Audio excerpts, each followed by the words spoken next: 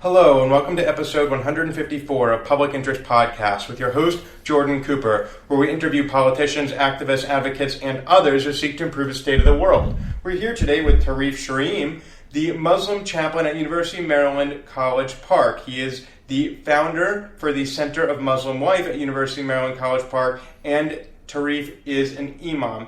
Tariff, thank you so much for joining us today. How are you?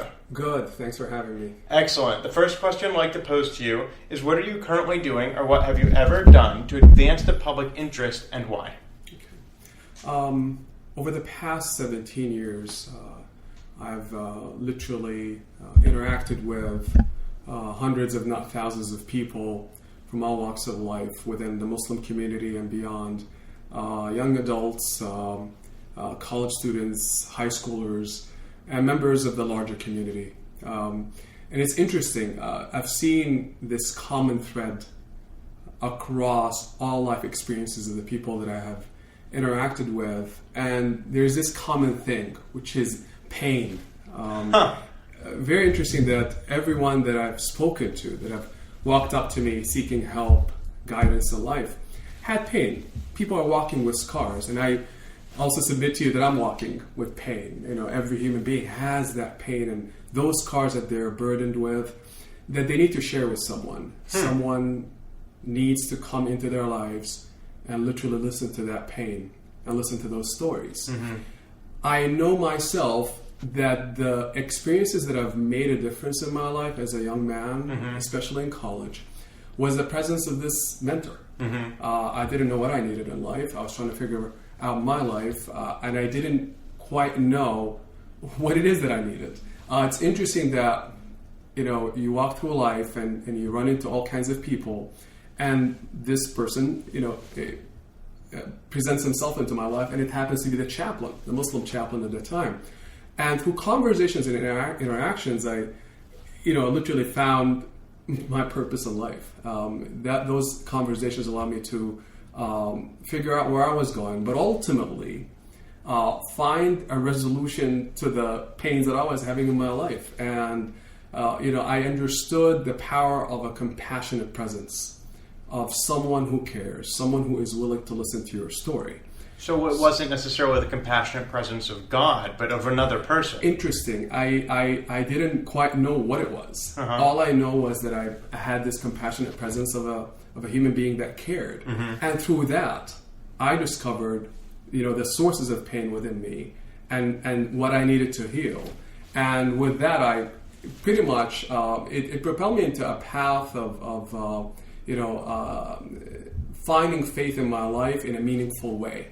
And actually, you know, I found within those experiences a calling for chaplaincy, providing pastoral care for people, because fundamentally we all need to be heard, to be understood, for someone to hear our stories. Our stories are marginalized in life. People don't listen to each other pretty much. And it's interesting when you present yourself into somebody's life with a willingness and an intention to just listen to their stories. And then, for me as a chaplain, when I later on, you know, kind of undertook this steps to become a chaplain myself, again recognizing the power of that in people's lives, just to kind of sit, listen, and then ultimately help people through them telling their stories to heal and find internally the resources to actually recover and grow. It's quite fascinating, because for me, what I've discovered through my experience is that faith is all about healing, recovery, and growth. The problem is that we often focus so much in life on material gain, on academic success, for example, on career success. We provide a curriculum for this. We provide teachers and mentors and exams to gauge our progress, but we rarely focus on spiritual and emotional growth. For me, this is what faith is about. So it sounds like one component of being a chaplain is essentially being a professional listener, and that you had some pain, and that by finding someone willing to listen to your story and your pain, you found your calling, which was to pursue the same path and provide the same amelioration of that pain as that mentor was doing for you. Can you take a moment and share with our listeners what that pain for you originally was, if that's not too personal, and what led Absolutely. I was burdened by all the demands of life. As a young student, trying to find success. So not too unusual. Not too unusual. This is the common story of everybody. I just, that enormous stress and burden on me needed to be communicated and conveyed. My family was very supportive throughout my life, and I was very fortunate and blessed to have parents that provided that emotional support. But when you go through college, you're isolated from your family, and oftentimes you find yourself lost.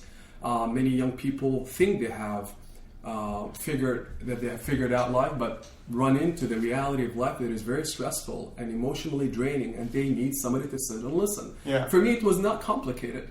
I just was facing a lot of stress, and that stress actually cost me severely, because I ended up getting sick and admitted into the hospital. And in and out of hospitals, I needed to just kind of honestly gain a new perspective on life, and that chaplain made me ask the right questions in my life. And amazingly, healing is all about looking inside and figuring out those internal tools that you have. And I feel that ultimately we all have the internal capacities and the power for self-recovery. God has equipped us with those tools. So you found actually that there's a correlation between your emotional and mental health and your physical health, because you said that your stress and your emotional problems and spiritual problems were so overwhelming that led to your hospitalization. Absolutely.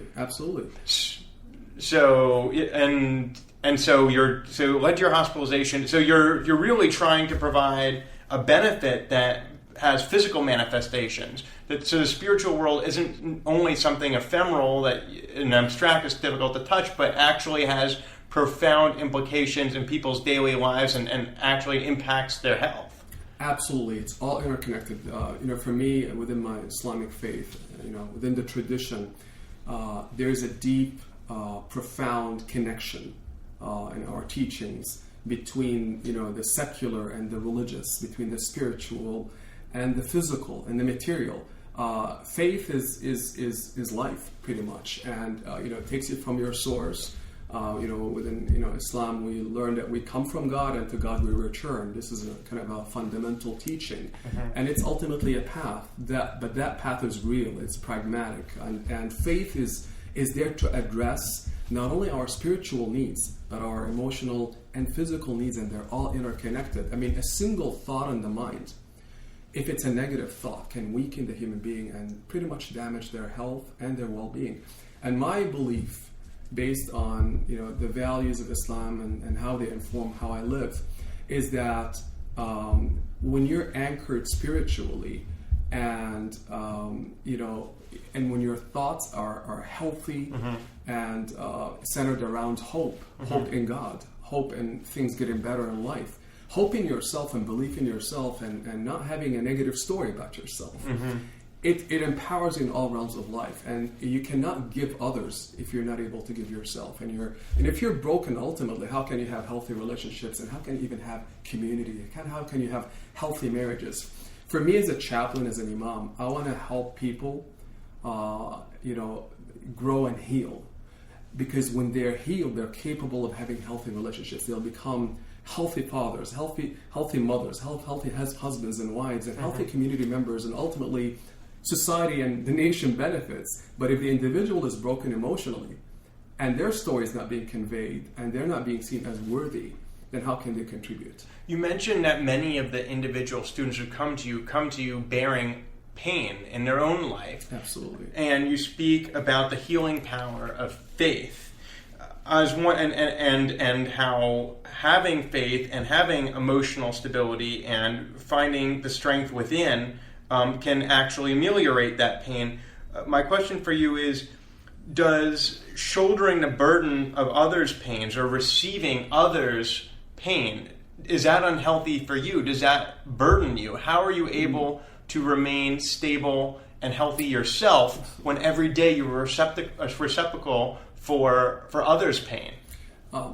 This is a very good question, and I always get asked this question. I mean, how do you burden all of this? And I say that God has us where we belong in life, and we have different capacities and strengths and capabilities in life.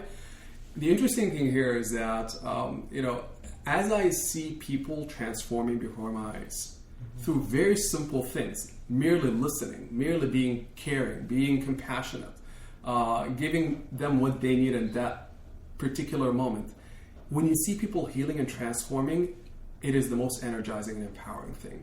So for me, it's actually a source of healing and empowerment for my own journey, and I find ultimate fulfillment. When you see a smile in a human being, and that thing, when it ticks, you see it on their faces, you see their lives transforming and changing, and it saddens me in a way because that's all that human being needed.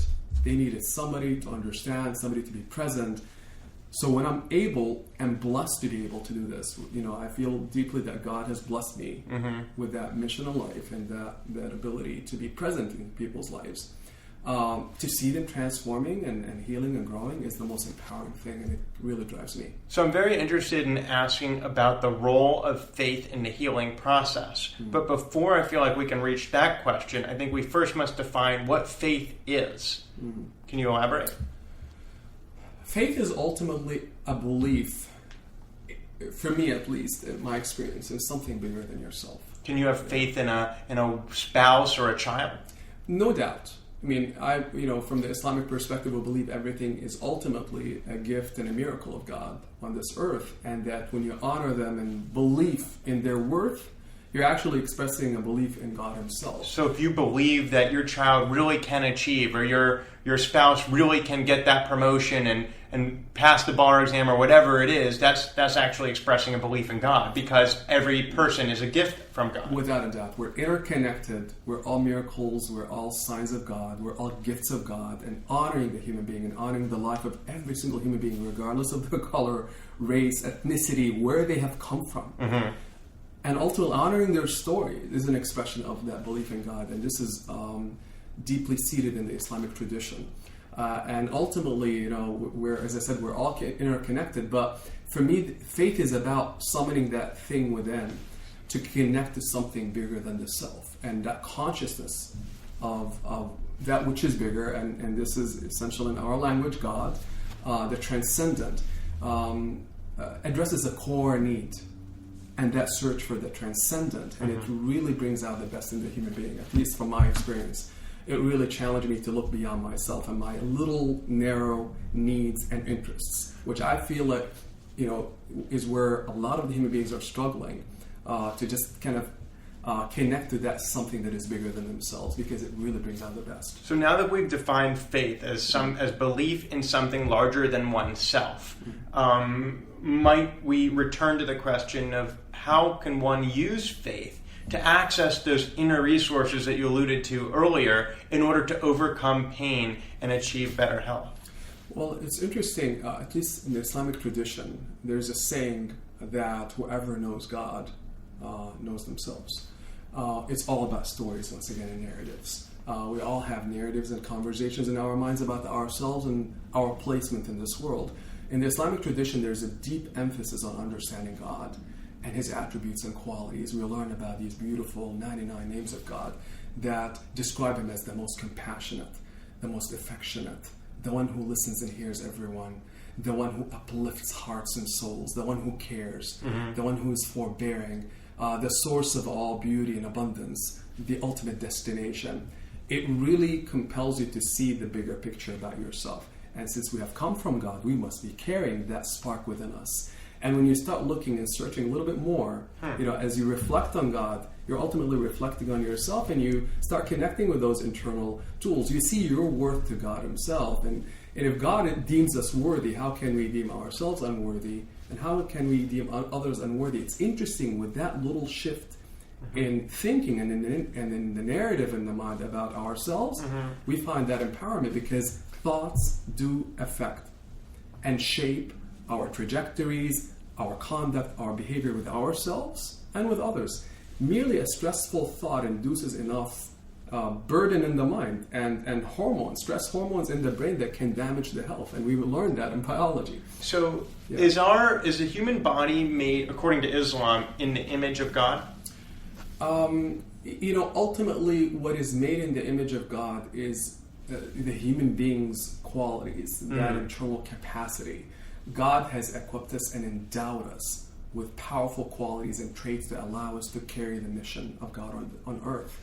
So our qualities are divine. Our humanity has a divine origin. Without a doubt.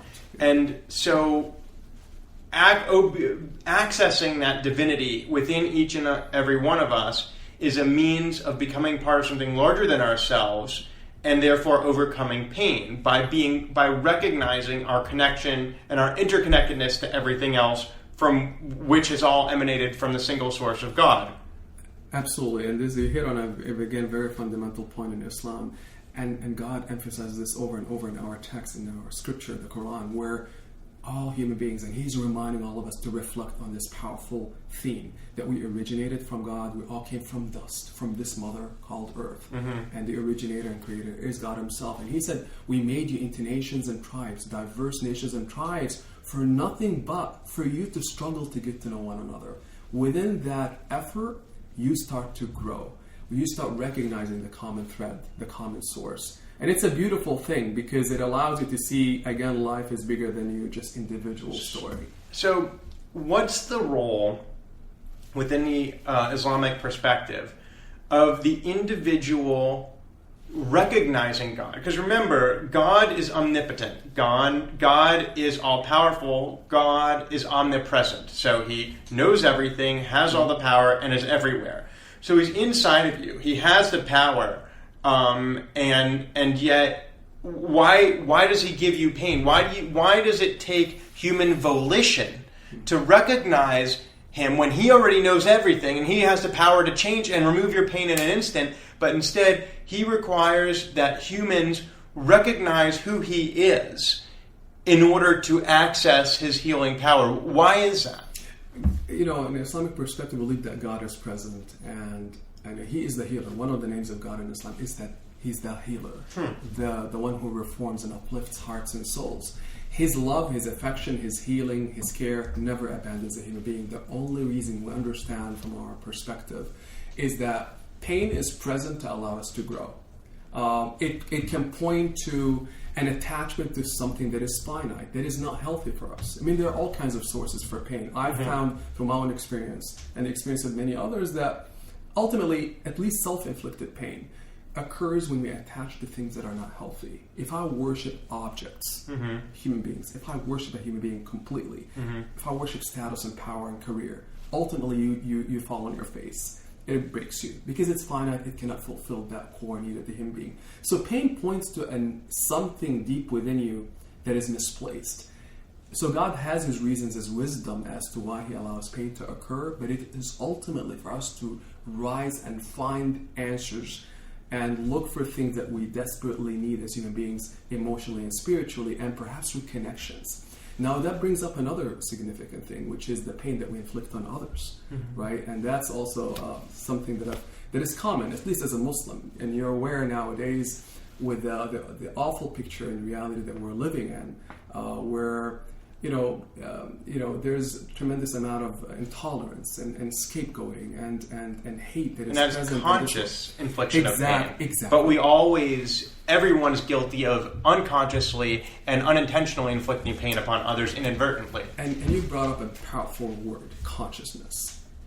I feel as a chaplain, as an imam, what I'm hoping to do within my own life and the lives of people around me is to help them inject consciousness into their lives. That we pause and reflect on our words, actions, energy, dispositions, recognizing that if I think about what it is that is bringing about that action, that deed, that word, and think of its impact on others, then we're going to have much more powerful choices and positive choices in our lives when we behave with ourselves and others. The problem is that we live unconsciously and thoughtlessly. We're kind of on an autopilot, and that's a very dangerous mode of living.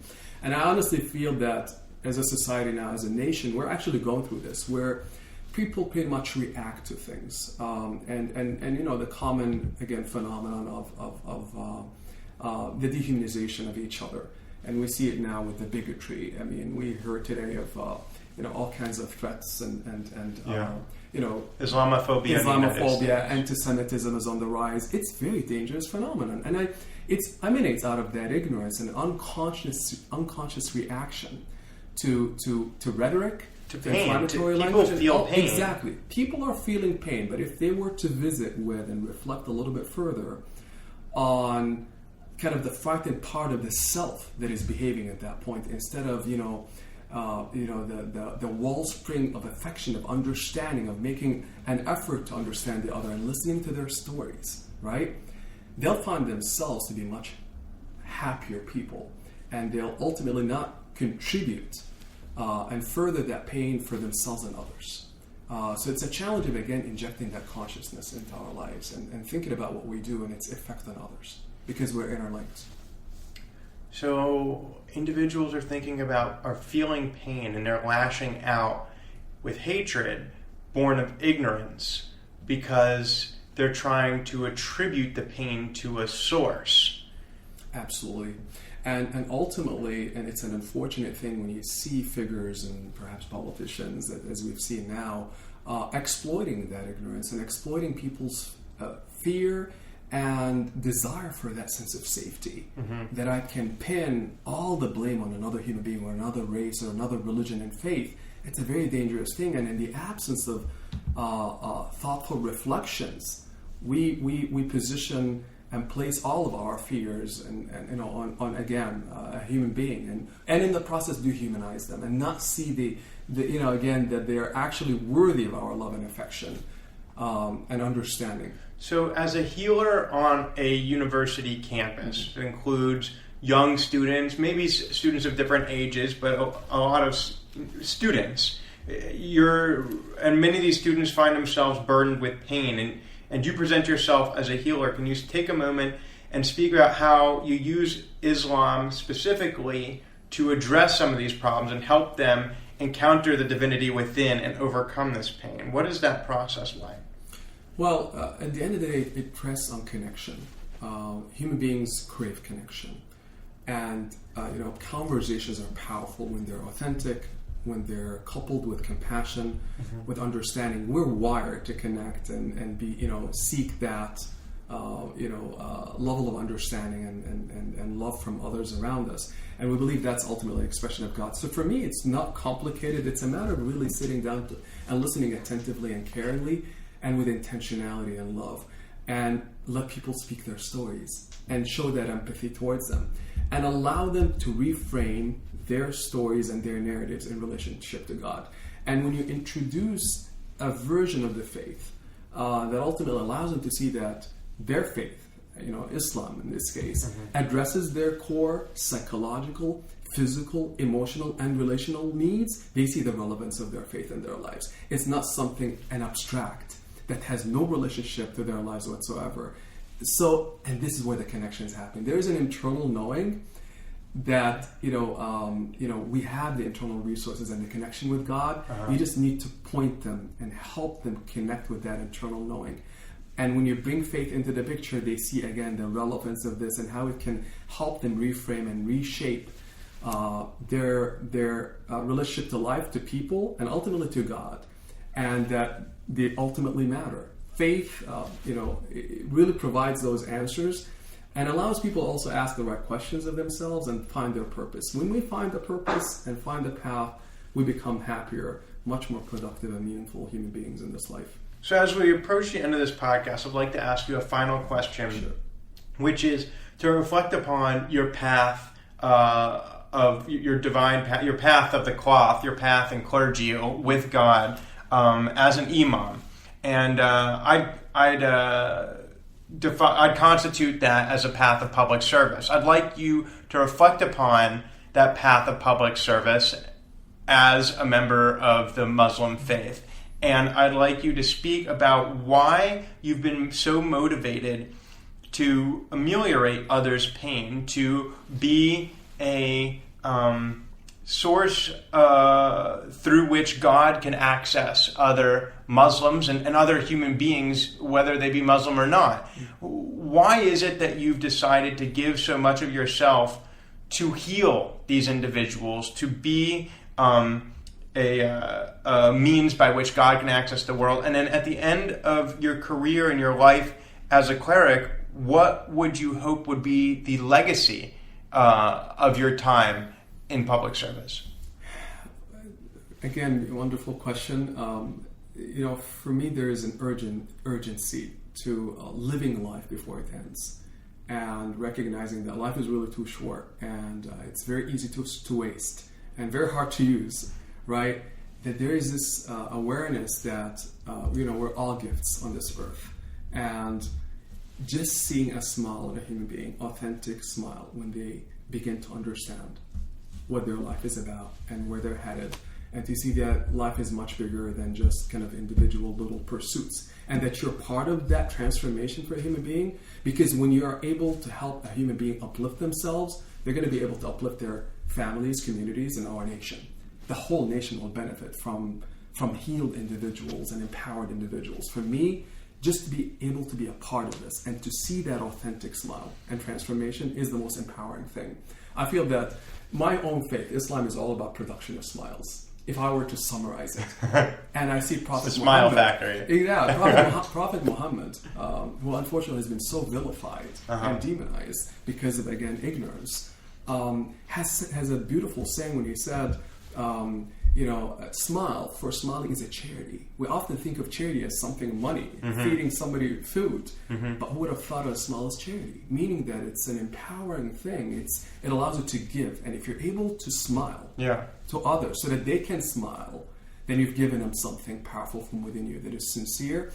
And because we resonate with each other as human beings and we impact each other, literally that allows the other person to smile and grow.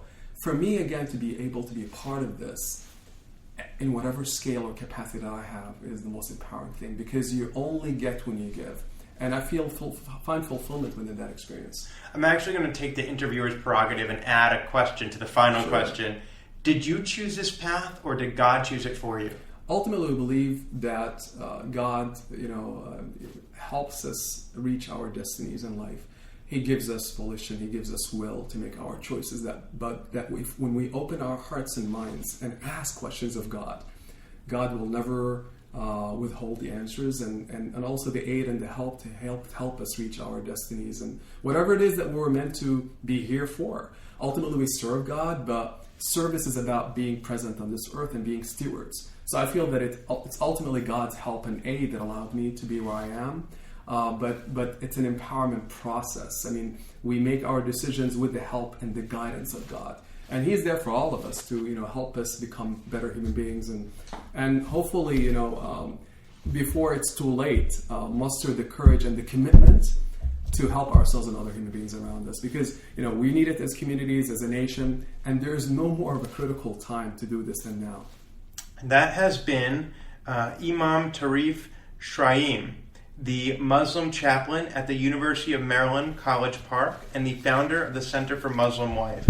Tariff speaks about his work within the context of facilitating and love and creating connections for his students, for fellow worshipers in the Muslim faith, for emphasizing compassion and promoting understanding. He speaks of God and a divinity within each of us as a healer, as a source of health and well-being.